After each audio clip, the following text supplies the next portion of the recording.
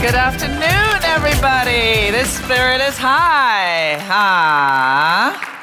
Yes, welcome here at the IFA convention area. I'm Anna Bermanding, and I am today's MC. Here at the IFA, it's all about the new technologies that change how we live, work, and play. And the more digital devices we use, the more our physical and digital worlds are going to merge. You all know the buzzwords. It's digital transformation, Web 3.0, and the Metaverse. During the past 3 years, all this has been happening at an incredible speed. For anybody who wants to connect with audiences, whether you are a media business or a brand, anything you believe you know today about audience behavior, about how people communicate, and what experiences they're looking for, let's be frank, it's probably out of date already. That's why it's time to turn to the experts. What are the new rules of engagement, and how can companies harness the power of digital transformation? Our upcoming panel is going to bring some light into it. Please welcome to the stage the moderator, Lara O'Reilly of Business Insider. Welcome. Thank you so much. Thank you. Hello, everyone. Guten Tag. Thanks so much for joining us this afternoon. Good to see so many of you. And I know there'll be a few of you watching online as well, so thank you so much for joining. As you just heard, for the next 45 minutes, we're going to be talking all about digital transformation, how digital is transforming companies, industries, our lives. And it gives me great pleasure to welcome a very esteemed panel today.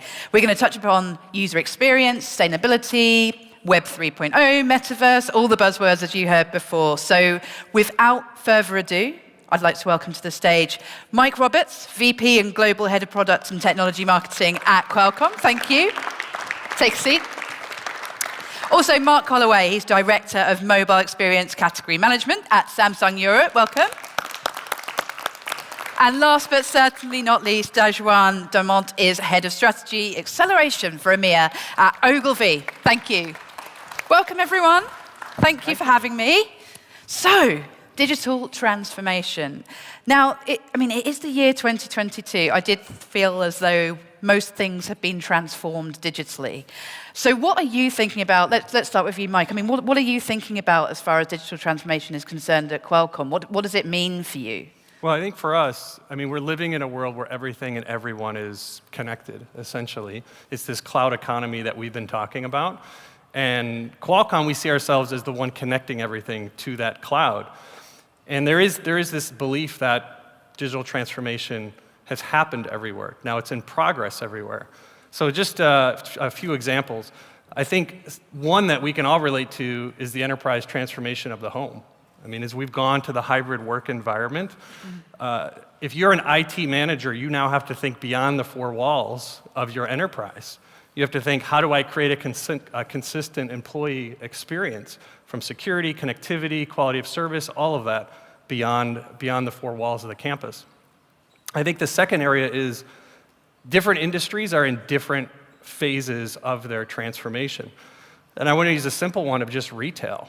If you think of back of the house of retail, inventory management is very real, especially as you think about the supply chain challenges that we've had in the last couple of years. So how do I manage my inventory? How much inventory do I actually have? That has real impact on financials. If you move to the front of the house, something very simple that all of us see is a digital printed label that says the price of the product. Well, there's actually a lot of work, labor, as you change those prices, and unfortunately with inflation, those have changed more than we'd like in the wrong direction. We've been working with a lot of retailers now in terms of electric shelf labeling. You put that on the shelf, and now you can instantly change it with your private 5G network, with your enterprise-grade Wi-Fi, whatever it is you have at your retailer. You can now change that price instantly and not have somebody have to go around and change every single one. And I think the third piece is this idea of merging the physical and digital worlds, and as you mentioned, we're going to talk about Metaverse a little bit later. So what technologies do we really see driving all of this? And I'm going to refer to them as the big three.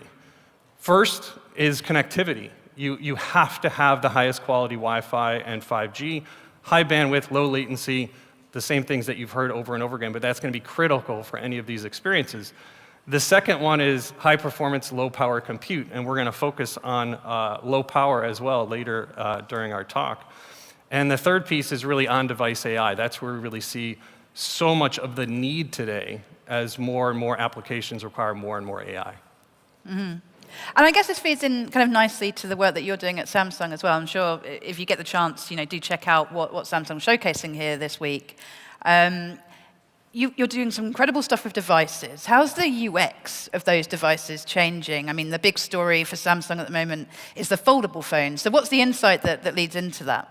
Yeah, I mean, certainly for us, innovation is for everyone. And so when we went on this journey with foldables, we were really looking at what new experiences that we can deliver. First, from a hardware perspective, there was a lot to go through with the display technology. We looked at different consumer needs as well. With the Flip and the Fold, there's actually very different things that people are looking for. I think Flip's really a perfect device, really pocketable device. Foldable with that large immersive display is great for multitasking as well. So what we wanted to do really with the foldable category is create these one-of-a-kind experiences that you can't get on other smartphone devices, and really for the first time give consumers a choice in the form factor that they can buy into in smartphones. And so as you mentioned about the user experience as well, that's the other really, really key part that really brings those experiences to life, because it's not just about the hardware, it's software as well. And we work really, really closely with Google to really enable all these new features that are on the devices. The Galaxy Foldable category helped inspire Android 12L, which is a new operating system with Google that's focused on foldable devices and large screen devices as well. And then it's, of course, working with many, many partners to really bring new features into their apps that really benefit from the different form factors, the large display, the flex cam on Flip as well.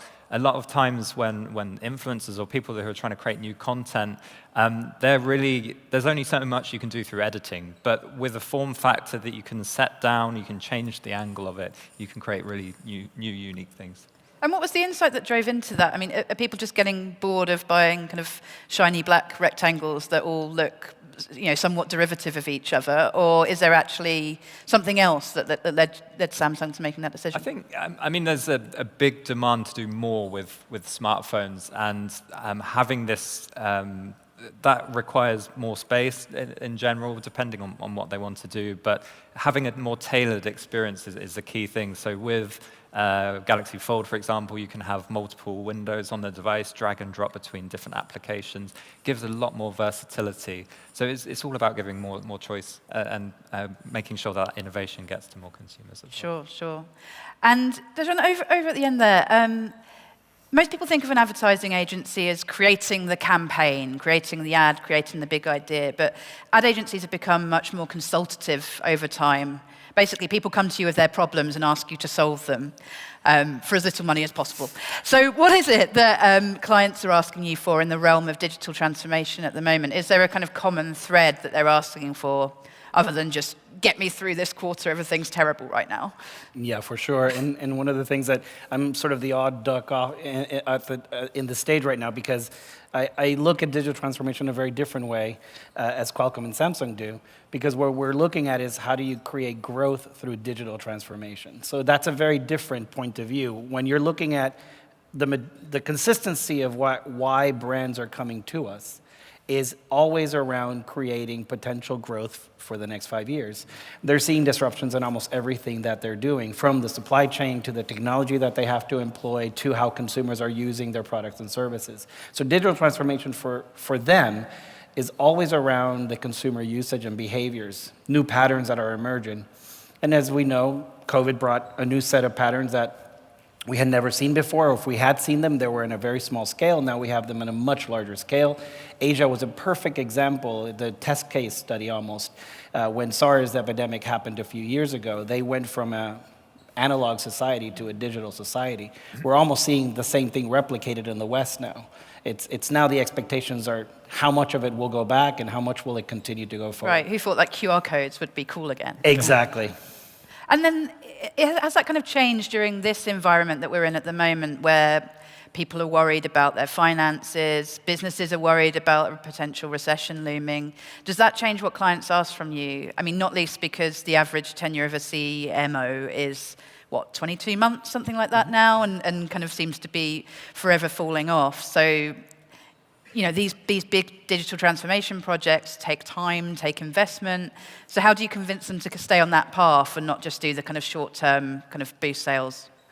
Yeah, that's a great question, because you can't a lot of the times. You can't convince them that long-term changes are actually worth investing in.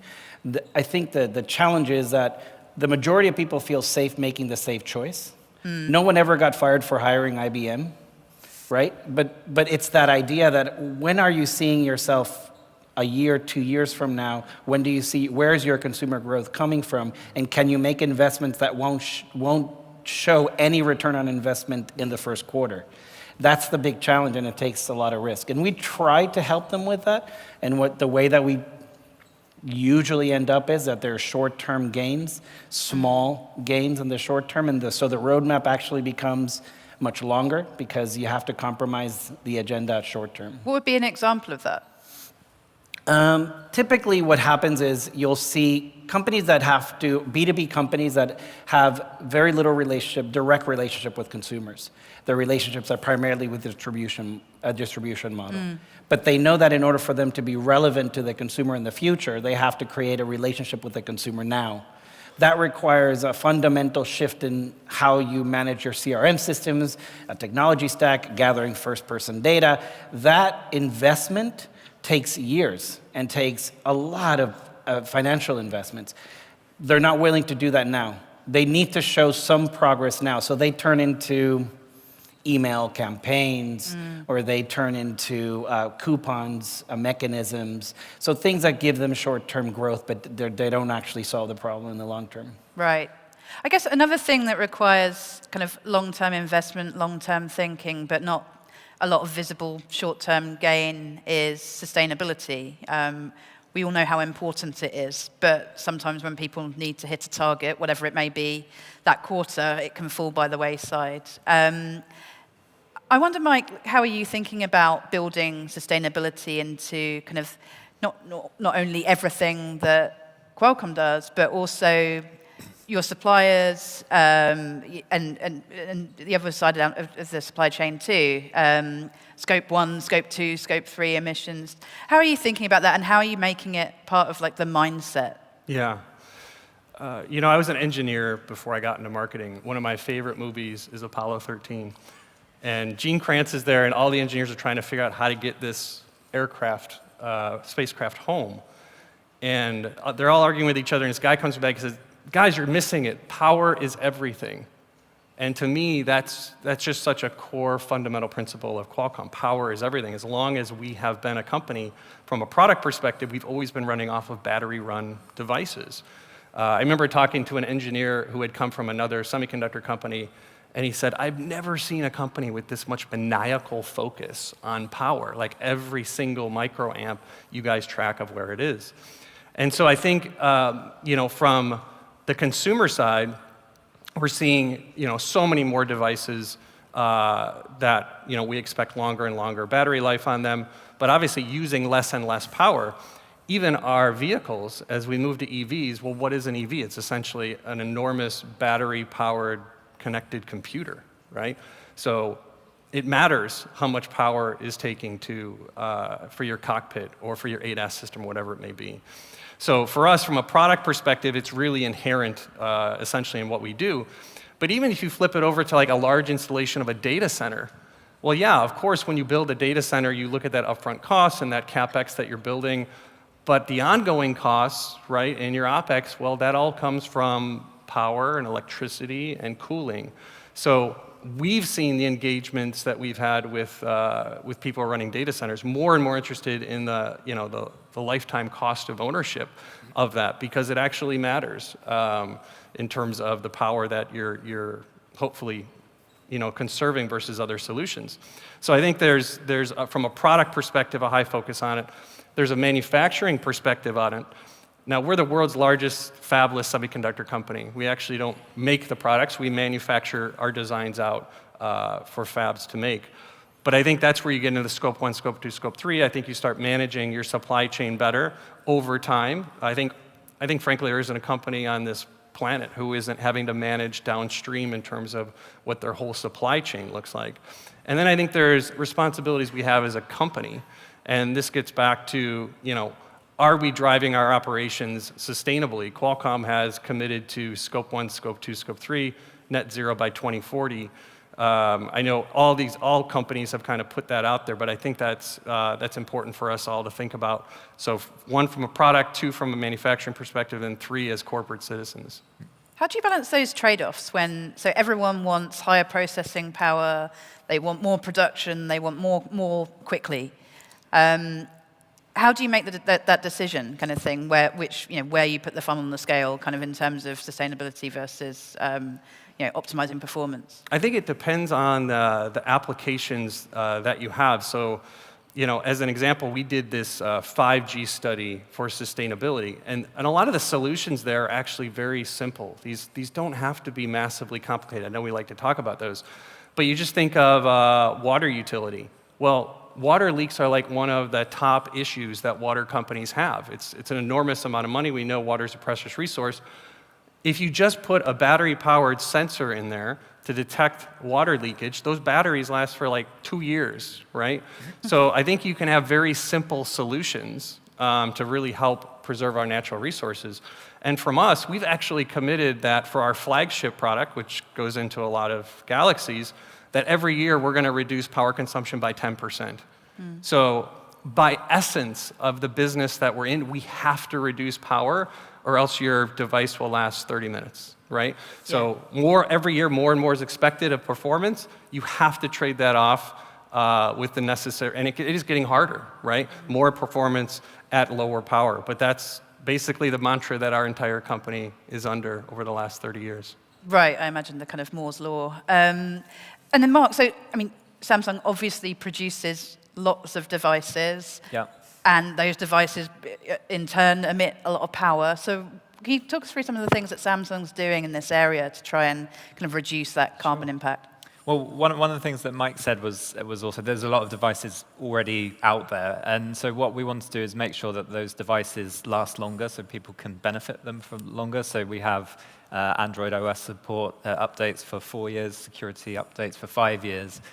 We have upcycling programs as well. So once those devices run past their kind of mainstream use, we can find other purposes for them in different markets. So those are some of the things that we do with existing What kind of other purposes? Do you mean there. different markets, kind of like geographically, or do you mean like in a factory or something like that? So geographically, it could also be the actual features that are being used from those original devices could be like sound sensors and things like that, so they could be repurposed for different experiences or use cases. And then when it comes to the new devices as well, we've got the Galaxy for the Planet initiative as well. So by 2025, we'll have reusable recycled materials in all our devices. We'll have zero single-use plastic in packaging. We'll also be focusing on making sure that with our chargers as well, so when they're on standby, they have 0% energy consumption as well as looking at e-waste, and some of that would be through the kind of upcycling programs, and certified renewed as well. We're doing some pilots at the moment in the US and the UK as well. So once people have finished with those devices, we can take them back, put them through some of the same kind of production processes as before, so having them already set up, there's some efficiencies there, and then bringing them back out into the market for new consumers to enjoy. And then are kind of the eco-credentials of a device, are they kind of in the purchase consideration mindset of consumers at the moment? I was just thinking when I choose a device, it's never kind of dawned on me that I should be thinking about that. Maybe I'm a bad person, but is it yet at that mainstream understanding that people would choose one device over another depending on, its green credentials? I mean, there's certainly a willingness from our side, from some of our operator partner side as well, to kind of show how energy efficient these devices are. So there's different rating schemes that are coming into the retail landscape to help kind of educate consumers, because without giving more transparency on that, it's very hard to understand at the point of purchase how good a device is versus another one. So part of it's that education side of things. And then there is this a constant kind of discussion about trade-off as well. So how much is there a willingness to trade off certain things for this as well? And that kind of balancing becomes harder and harder with like battery efficiency. Like the AI is really key to kind of improving the efficiency, but then you're adding in so many other features that are also using energy. So it's finding that balance and certainly kind of improving step by step along the way. But I think a lot of it is the education side of things as well. Definitely. Are you finding that as well at Ogilvy, that you're having to educate the C-suite on their responsibilities in this area? I'm guessing usually your client is the CMO. Are they kind of starting to understand just how important their activities are to their overall output of their companies? Yeah, certainly. But it's a little bit different the way that we approach it, because the pressure for brands and enterprises to become sustainable comes from the consumer, demand for the product. And ultimately, I think, Mike, you were saying power is at the core of what you guys do, but it's also in the minds of the consumer. Power is certainly in the mind of the consumer. If they're stuck 30 miles from the next charging station in the middle of the motorway, they really care about power. So I think it's that give and take. There is an intention-action gap that consumers have. This is something that's been proven now for quite some time. Kantar did a study some years ago in which the stated need that a consumer had for a product or a service to be sustainable was trumped when it was difficult to engage with. So a consumer is obviously going to continue to do something that is beneficial to them, whether it's perceived or not, regardless of whether the product is sustainable or not. So I think in a way, it's almost like the onus goes back to the production.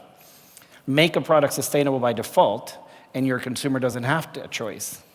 So that's the kind of transformation that you have to be on, but it's incredibly difficult. I think we were talking about Patagonia, known as a brand that is known in the world around as a sustainable brand, yet they themselves have now de-scoped themselves as a sustainable brand, because they're part of a supply chain that isn't sustainable. So I think it's a challenge, and one that's going to take some time to really come to grips with.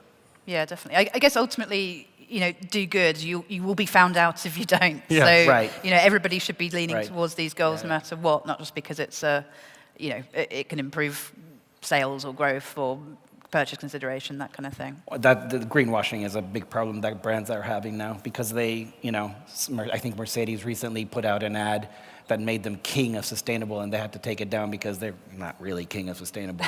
So I think it's that kind of a thing. You're right. It's a big problem. You shout too loudly, you're going to be found out for what you're not doing. So I think there's a balance. Absolutely. Moving on, I wanted to talk about AI. It still remains a buzzword, has been for decades, but obviously the technology has moved on remarkably. What does good look like right now, Mike? Yeah, Hollywood hasn't helped us in this area, right? All the way back from 2001 with HAL. So yeah, the stereotype is unfortunately there with AI, but to me, I see AI as just it's basically a revolution of software. I wasn't a great software engineer, but I think everyone has had at least a rudimentary program of if, then, else, right? Like for an autonomous car, it'd be, if I see a person, then stop the car, else keep driving, right? We couldn't write it like that. Obviously, there's a lot of corner cases. But it's this idea of AI continuing and improving, continuing learning. And I think a lot of people don't understand that it's very pervasive in our lives even today, the applications that we use today. I love to use the example of the camera on our most favorite device. DSLR, massive glass, massive lenses. I mean, there's just physics involved in how much light you can bring in, yet here we have, and as incredible as the optics we have on our phone, it's just they're smaller lenses. How can we possibly get more out of that than a DSLR? Well, it's AI, AI in work.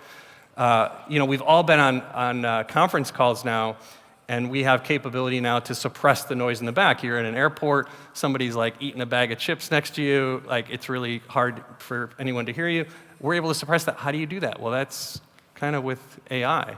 So, and then to me, the superset of use case is really what is the sexy thing right now, which is ADAS and autonomy. This is, to me, the macro use case of AI. The amount of information the car has to take in from numerous cameras around and process that with AI. Now, we all think it's really cool to think, as we sleep on our way commuting, but what's exciting for me is the safety aspects, the vehicle collision avoidance that is going to happen as a result of that. So I think there's a lot to be excited with from an AI perspective, because frankly, these use cases that we're thinking of years out, it just wouldn't be possible without that software paradigm, if I can call it that. So I think there's a lot of good. Don't watch a lot of the bad old movies on AI. It's not true. There'll be no, unfortunately, like Terminators coming. So we're not going to get the self-driving car becoming sentient and yes, exactly. Right, okay.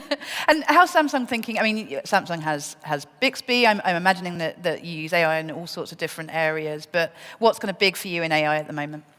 It's actually, I mean, it's a tricky one really, because AI is absolutely everywhere. Everything. Across the devices, the connected experience, and everywhere. So it's really, for us, it's one part of it is about as making it something that's really powerful that works in the background just to make things easier for consumers. They don't even have to think about it. It's just doing things for them.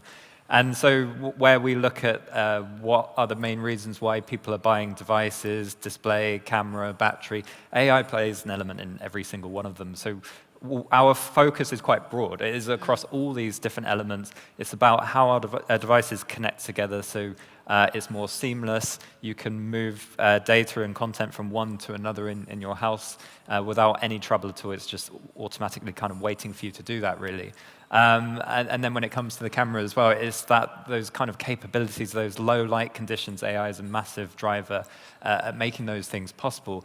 A lot of the times, people are taking most of their photos and videos at nighttime because they're busy working in the daytime. So it's the time when people use them the most, and that's a big area to kind of continue focusing on from our perspective. And then also with the current energy crisis as well, and people are even more kind of looking at how much energy things use. We really want to be continuing to focus on that battery, the AI, understanding consumer usage patterns, so that the device lasts longer for them before they need to charge it up again. So there's some. But then for Samsung with AI, is the idea meant to be that? Hang on, I'll word it differently. Is it meant to be that the consumer should be excited and wowed by the fact that this just works, and they just assume that it just works? I think that was someone else's slogan, sorry. But that they assume it just works? Or is the idea meant to be that they are so wowed by everything, like the nerdy technology that's going on in between, and how like this interacts with that and that? Like what would be like more important to Samsung as a company? I mean, it depends on the type of consumer, to be honest. There's a lot of people that do want to just see that it happens. Other people want to understand a little bit more about like why it happens and what more they can do with it as well. So giving more kind of personalization options on devices and how the device runs for them is important as well. So I think it's a bit of a combination of both. It depends on the type of consumer. Yeah, I guess it's kind of interesting when like the phone reminds you that it's helping you out, kind of thing, rather than just kind of happening. Yeah, just saying like, yeah, I did this. And then on the marketing perspective, when I think of AI and marketing, I think about kind of like programmatic advertising and digital advertising, that kind of stuff. But is there more exciting stuff going on behind the scenes? And I guess the bigger question is there actually a demand for it, or is it just a kind of hammer looking for a nail? Yeah, I think you're probably right.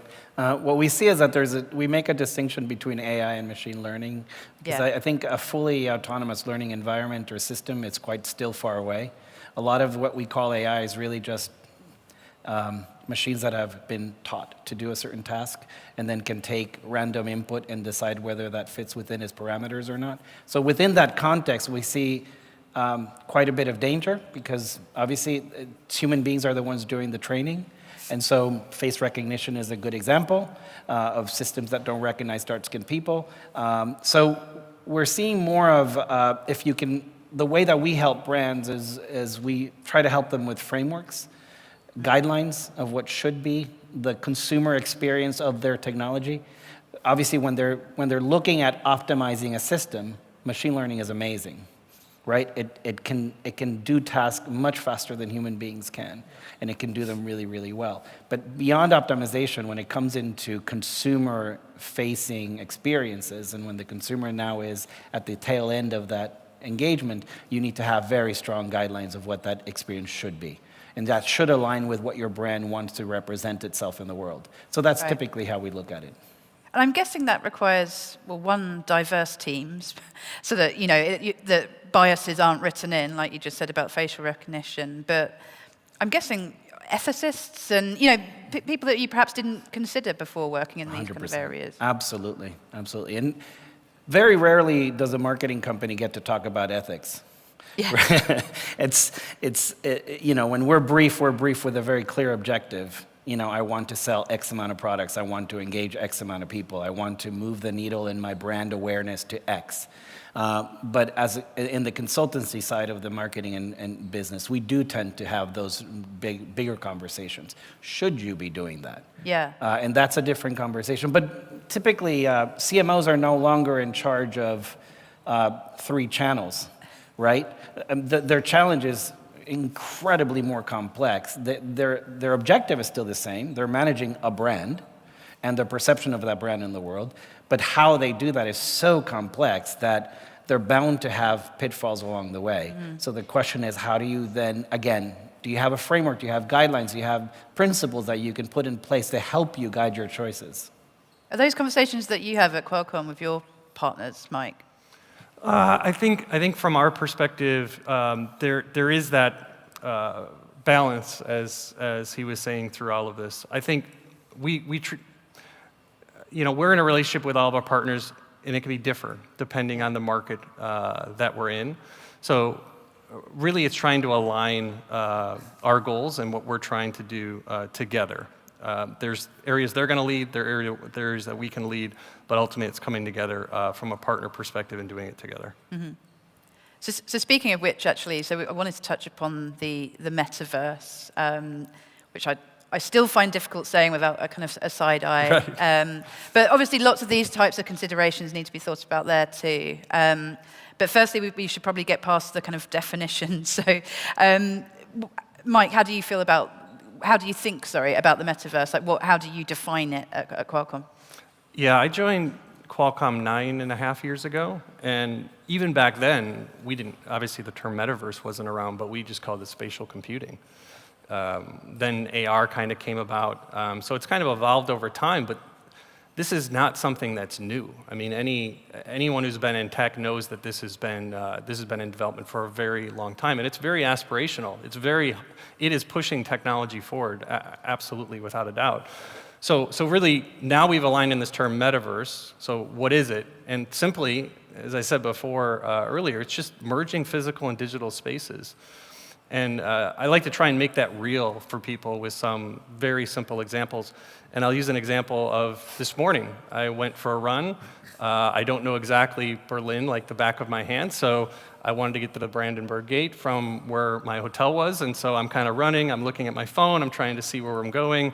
I'm going through trails in the garden, and it would have been really nice to be able to just put on glasses, and it just is telling me where to go, where to turn left, where to turn right, and have those directions.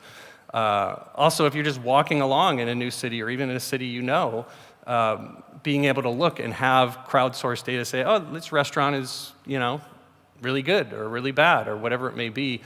We look down at, this is why we're looking down at our devices so much. I think when we start seeing that experience, we're going to go, oh, this is just much more intuitive. Not that saying I'm going to have my glasses on 24/7, but I think for those moments, it'll actually be much more intuitive for us.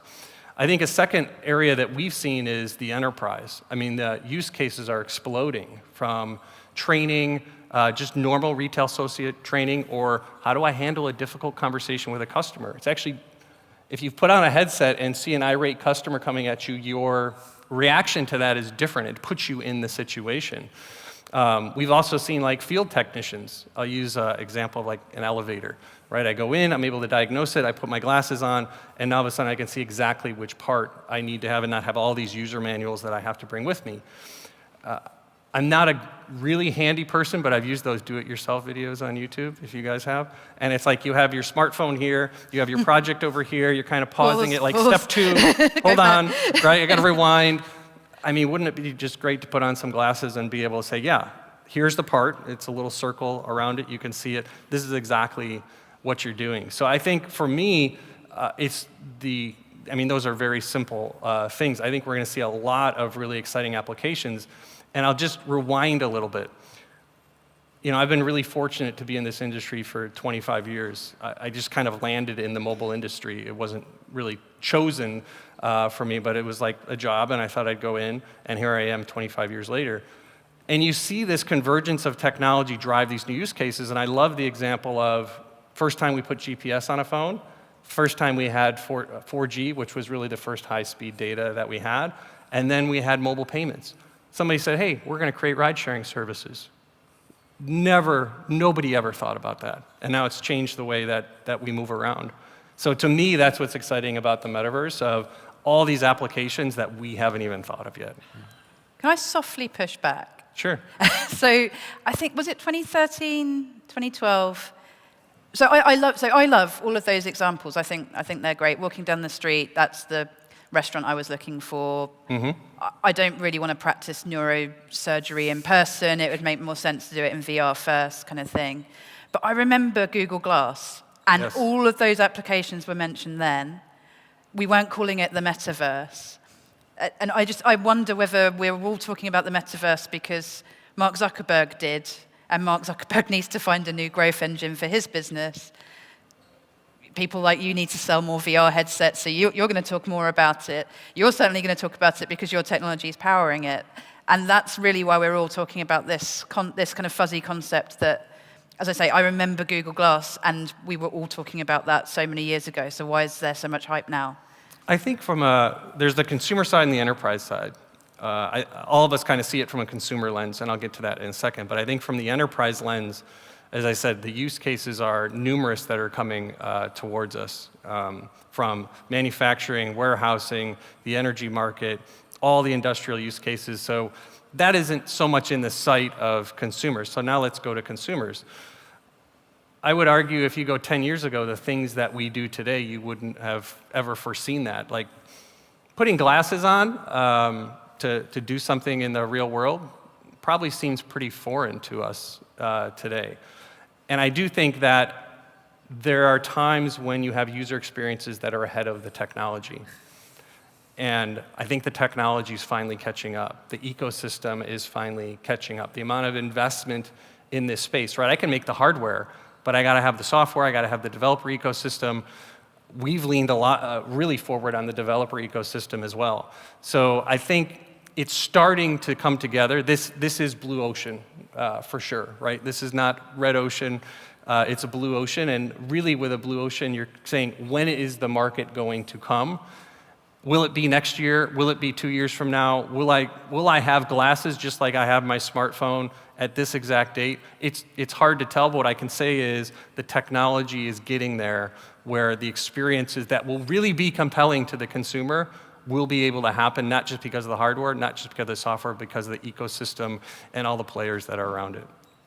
Is the issue not just that I'll ask you this because your company is building this hardware, but is the issue not really just that it is on your face? That is the kind of the wall that can't be overcome. As I say, Google Glass, the technology wasn't necessarily there. They looked really nerdy. But lots of other people have tried, as Samsung has, Meta has, to build these glasses which are incredibly, the technology is incredibly small, everything kind of works, but yet still it's not taking off. So is that what is that the barrier basically, that it is on your face and that is the issue, and how can we overcome that? To be honest, I see with the metaverse, there's some more kind of building blocks that are happening at the moment. So. In the past, I think a lot of it has been coming from gamers, and that's where those experiences have been coming from. And so when we look at the metaverse, we're kind of looking at where there's consumers are looking to interact. So that was like the starting point where that's kind of been building. Now we're seeing much more kind of social interaction in various different platforms, which have grown massively in the last couple of years. Some of them would have been seen as very, very niche 2 years ago. Now they're absolutely massive with a huge number of users on them. So I think overall it's kind of looking at how consumers want to interact with the metaverse and which ones are likely to happen first and then build along the way. So I think that there's that kind of communication side of things. Again, helped with the unfortunate events really with COVID and now people finding new ways to kind of connect. I think also about trying new experiences as well. And from our perspective as well, it's also how people engage with our products. Not everyone wants to go to a shop all the time. So there's another way for people to try out products in this kind of virtual environment as well. So that's something we're also really excited by. But certainly, I think it's just a case of kind of building block by block and where consumers are engaged the most with the metaverse and driving those narratives. I think you can tell, I'm just stuck on this word metaverse being used as a catch-all for all these things that I Yeah. have heard being described before as several other different things. Like, how do you describe it internally? What is metaverse to Samsung? I mean, I think it's very much kind of a combined kind of reality space. It can be kind of both digital and physical, but also how people interact in a digital environment, such as Roblox. We've been doing some work there. And so for us, it's an interesting thing because people are used to interacting with a smartphone with touch and one display. But with the metaverse, there's so many more senses that are kind of being used around like spatial awareness, sound as well, how you interact with things there. And so you have to really, when you're working in the metaverse, really think about how people interact in different ways. So there's many different applications. But yeah, certainly we would see it as a digital and a combined interface. Sure. And then, Dejan, I can imagine, so I cover the media and marketing and advertising industries at Business Insider, and it felt like the first 6 months of this year, you couldn't move for brands launching NFTs, experiences in Roblox, experiences in Fortnite, something on the blockchain for no apparent reason, but they've done it anyway, and here's the press release. Like, how do you kind of cope with marketers coming to you and saying, can we do a metaverse thing? Can we get in the metaverse? Is it a bit like, and sorry, it's probably like a very UK reference, but is it a bit like when everyone's like, I want a John Lewis ad, do me a John Lewis ad, or can you make me go viral, that kind of thing? Did it become like that, and how do you kind of temper their ambitions there? Surprisingly, it's been a lot less than I thought it would be. Okay. They've mostly come in asking questions, sheepishly going, what should I do? Or should I do something? I think the metaverse, you're right. The metaverse has become a catch-all phrase. I think, like all technologies, it's been happening. The roadmap to where we are now has been happening for quite a while. You're absolutely right. I mean, but you can see that in other technologies as well. There was the Newton before there was the iPad. I mean, the Newton failed miserably because it was before its time. The Google Lenses failed miserably because it looked like a geeky tech and because it was actually quite complex. We only ever saw the glasses, but there was a lot of tech behind it. It was uncomfortable. HoloLens, the same. Super hyped up for a long time, and then we realized we have to carry a fanny pack, right? So it's like, I think what we're getting caught in the articulation of the thing versus what it actually is, which is a new way to engage between technology and humans. And I think that's where the possibility of what it can be is quite exciting.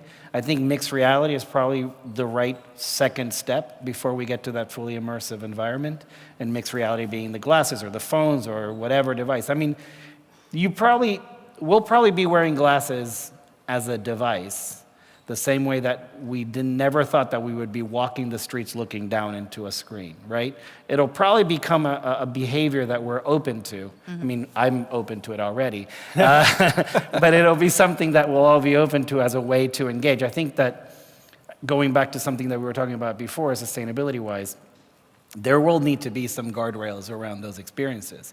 Because if you're now having a connected device, what does that mean to everybody around you? What does that mean to privacy? What does that mean to all sorts of other topics that consumers are going to be really aware of? Yeah, definitely. There's and we were saying, coming back to like the ethical concerns too. These are environments that can be abused. Yes. So who's responsible there? I mean, we could put it all on the platforms again, but look how that worked out in Web 2.0. How do we make sure that we're building a kind of a safe, sustainable world that we want to be immersing ourselves in? Yeah, Who's responsible? I do think there's rules of engagement that need to happen. I don't know if it's the right analogy, but we all know the rules of the road when we go on there, and there's consequences if you don't follow the rules of the road. What are the rules of the road? I think we've learned a lot from social media today, where you can be somebody else, or you can be no one, or you can be abusive, as you said. So it's a time to press the restart button, if you will, and go, okay, let's do this right this time. We need to make it inclusive, so we need to make sure that it's on numerous devices. We've been talking about glasses a lot, but you're going to be able to enter the metaverse through your PC, through a web browser, through your phone. Your watch will play a role. Like, all the devices are going to be capable of it. Now, the immersiveness is going to be a little bit different, but we need to make sure that we also have this inclusive experience as well. But I think having a bit of the rules of engagement and self-administering as well is going to be really important. Sure, sure. And now time is very short, but I just wanted to end by looking into the future even further. If IFA were nice enough to invite us back next year and do this panel again, what do you think we'll be talking about in 2023? What's going to be new and exciting, and what will just be old hat? Dejan? I don't think we'll be too far away from where we are now. I think, unfortunately, Mike. They won't invite us back if you say that. You've got to say something wild. But I think you said in 2009, all your research said a virtual keyboard on your smartphone. Nobody wanted that. That's right. Right? And it's like you're sort of at a stage right now where it's all about the interconnection of these things. When blockchain and machine learning and virtual web and all these things start to come together in just the right way, I think you're going to start to see the leaps that we've seen in other devices and other cultures. Yeah, here's hoping they start kind of connecting a little bit better so more people understand it. As I say, unfortunately, that's all we have time for this afternoon. And we could give a big round of applause for our panel. Thank you. Thank you. Thanks so much.